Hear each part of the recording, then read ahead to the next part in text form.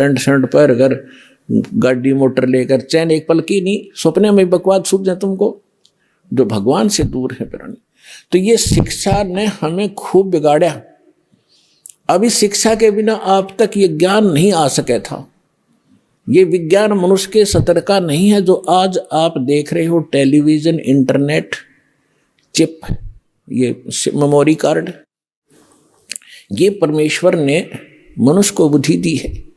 न 4 युग का इतिहास आपके पास है।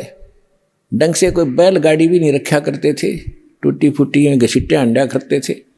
हमने दास ने वो जमाना देखा है कि कनक निकालने के लिए 1 महीना तक पशुओं को इन गेहूं के ऊपर घुमाया करते थे। 15-15 दिन जब जाकर वो दाने अलग होते थे, चूड़ा अलग होता था, भूस।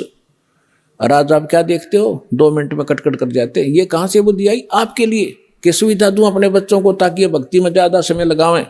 हमने देखा हमारी माताएं, चाची, ताई 1-2 किलो आटा पीसने की खातिर 2-2 घंटे लगी रहती तीनों हाथ से। अब उसके लिए चाकी ऑटोमेटिक पावर की बना दी। अब आटा उधर पिस रहा, तुम बैठकर माला जपो, भगवान का भक्ति करो। पशुओं का चारा काटा करते। दास का जन्म एक जाट किसान के घर हुआ, जिस कारण से खूब परिचित है। पहले तो ऐसे देखे हमारे दादाजी, ऐसे काटा करते थे एक फरसा सा ले करके। फिर ये हाथ से चलाने वाली मशीन बनी, गंडासा बोलना जिसको। और अब एक पावर बिजली से कनेक्शन लगा के, मोटर लगा के, और कट ढेर सारा काट दे घंटे में, 20 पशुओं का काट देती है। तो ये सुविधा भगवान ने इसलिए दी कि तुम इस समय का सदुपयोग करो। तुम इसका सदुपयोग की बजाय दुरुपयोग करने लगे, ताश खेलें और गप्पे मारे बैठ के, राजनीति की बतलाओं को सिनेमा देखें मुंह आंखें फाड़ के। तो ये सब जो ज्ञान होगा आपको, फिर आप में सुधार आवेगा। डर लगेगा, डर लगता है ज्ञान हो जाने पर। तो इस ज्ञान से आपको परिचित हो जाओगे कि हम कहाँ रह रहे हैं। 1 सेकंड का भरोसा नहीं, कहाँ कब बिजली गिर जाए। और आज किसके ऊपर गिंडली मारे बैठे हैं, ये मेरा है, ये मेरा है। परमात्मा कहते काया तेरी है नहीं, अरे ये माया कहाँ से हो बोले आदमी।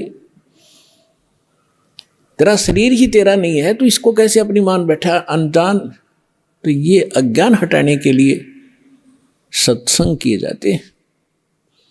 और सत्संग सतलोक आसन बरवाला के अतिरिक्त इस 21 ब्रह्मांड में नहीं मिलेगा आपको। अब जिन महापुरुषों को परमात्मा मिले, उनमें से परमेश्वर ने कहा था कि बर्म में पंथ संवत 1775 सोई 75 होई, वैसे 1774 संवत होना चाहिए। कबीर सागर कबीर वाणी में प्रिंट है, वो गलत है। संवत 1774 होई, तादन प्रेम प्रगटे जग सोई। और बर्म में पंथ मेरी प्रगट हो वाणी, और शब्द हमारे का निर्णय ठानी। और ये 12 पंथ हमी को धावें, अस्थिर घर का मरम नहीं पावे, इंक्लूडिंग गरीबदास पंथ को कबीर साहब ने कहा है। गरीबदास का 12वां पंथ कबीर साहब के 12 पंथों में से।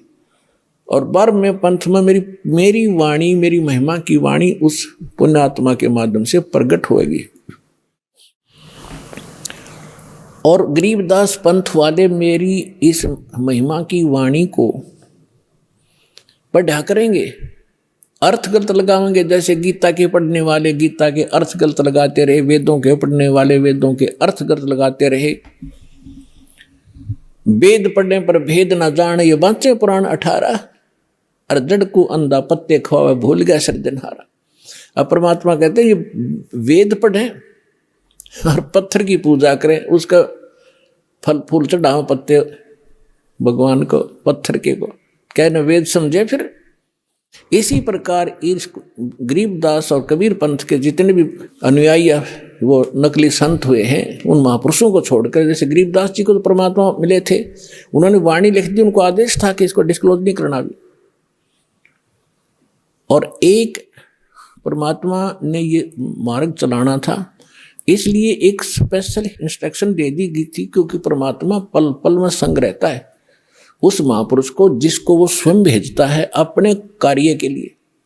तो गरीबदास जी को जब अंत समय में एक शीतल दास नाम का भगत था जिसका गांव बराना जिला झज्जर में उनका आश्रम था। गरीबदास जी के बाद वो, वैसे तो और भी बहुत शेष थे गरीबदास जी के, लेकिन वो उसको स्पेशल आदेश दिया था कि ये मंत्र तू जाप कर बताना नहीं, केवल मरते समय, शरीर छोड़ते समय एक ही अपने शिष्य को बताना, उसको प्रतिज्ञा करा देना, वो भी ऐसे ही चले। तो ये नाम मेरे दादा गुरुजी ने मेरे गुरुजी को बताया। दादा गुरुजी के, मेरे गुरुजी के साथ उनका जो गुरु भाई थे दास, उनसे भी मिला था। मेरे दादा गुरुजी का आश्रम है गांव गोपालपुर, खरखोदा तहसील, जिला सोनीपत, हरियाणा में। वहां जब मैं गया, उनसे डिस्कस हुई, उनसे नाम के बारे में जिक्र हुआ, तो वो नाम क्या बता रहे थे, उनके शिष्य भी यही बता रहे थे कि हमें नाम दे रखा है ओम नमो भगवते वासुदेवाय, और श्री कृष्ण की मूर्ति ला रहे।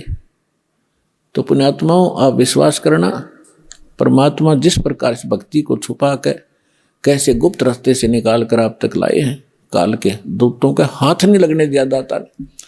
तो मेरे गुरुजी के पास को ही उन्होंने बताया था, और मेरे गुरुजी ने इस दास के अतिरिक्त इनके लाखों शिष्य थे, किसी को शिष्य संत भी बने हुए थे, लाल कपड़े धारण भी किए हुए थे, उनके साथ रह रहे थे, उनको भी ये मंत्र नहीं बताया था। ये दास के ऊपर रजा की थी।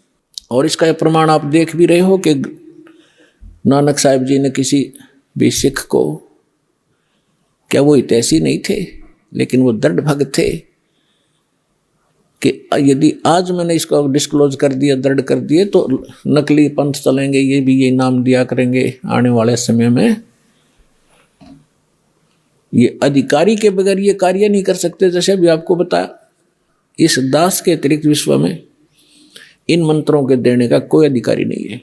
और डुप्लीकेट आप चाहे पासपोर्ट बनवा लो, चाहे लाइसेंस बनवा लो, जब जिसकी आवश्यकता पड़ेगी, जब पता चलेगा, तो उसमें बहुत देर हो चुकी होगी। कब पता चलेगा? जब आप संसार छोड़ कर जाओगे और धर्मराज के दरबार में जब ये डुप्लीकेट लाइसेंस दिखाओगे, मैंने उस गुरु से नाम ले रखा था, ये पासपोर्ट दिखाओगे, आप भी दोषी और बनाने वाले की भी गर्दन वही पकड़ी जाएगी। तो उसमें से डर के दास की प्रार्थना इन साधु संत फकीरों से, जो गुरु बने बैठे हैं, ठीक है, उनका उद्देश्य भले ही अच्छा होगा, लेकिन वो परिचित नहीं है, कुमार्ग पर जा रहे हैं, स्वयं भी वापस आवें, अपने शिष्यों से भी कह दें कि ज्ञान हमारा ठीक नहीं है, वास्तव में ठीक नहीं है, नहीं तो जनता को तो पता लगेगा ही लगेगा।